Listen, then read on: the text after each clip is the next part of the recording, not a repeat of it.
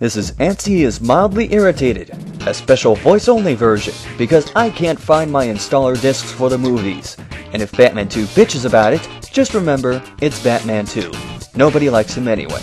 The only way he can cover people or catch passes is by hoping that his massive ego absorbs the football when it comes near him. He spanned the public arena with so much garbage that he has to pay $2.4 million worth of littering fines. How Trick, Sim, and Young Kais have put up with him this long, I have no idea. Maybe this was some kind of bet they had going with violence. You know, if you keep Youngbo the entire RSHL season, we'll keep Batman 2 the entire RSFL season. Because they're practically the same.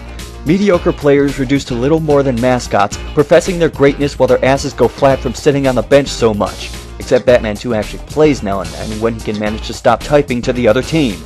The funniest thing about the guy though, is how much of a stuck-up he is.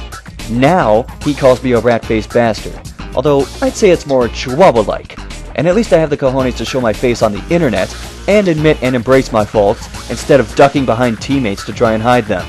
When he fled from Little Giants, he came to Pocket Rockets' doorstep, hat in hand, begging for a roster spot, which the captains gave him more out of pity than anything else. He kissed Bronx's, Joe's, and my asses so much we had to soak in hydrochloric acid for the entire off-season just to get rid of his lip marks. That acid doesn't come cheap, even if you're a lawyer. Lol. He would kiss ass in team chat, Ventrilo, private messaging. He even texted me a few times.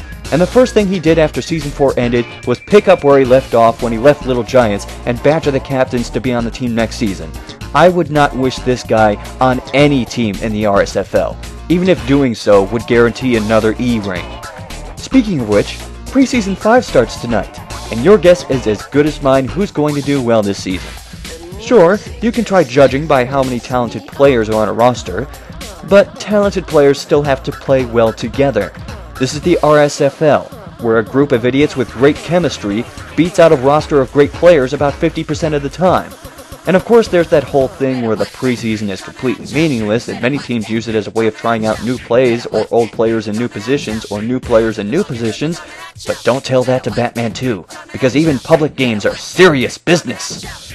We all know that the real goal of the RSFL is not to win the Godzilla Bowl, but to be listed as one of the top 5 public players wedged into the upper right corner of the front page of the website that most people don't actually read.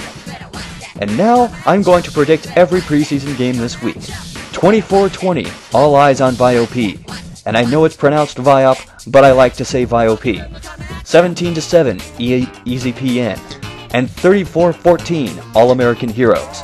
There, I made a new episode of AIMI. Now stop asking about it and go play some spaceship football!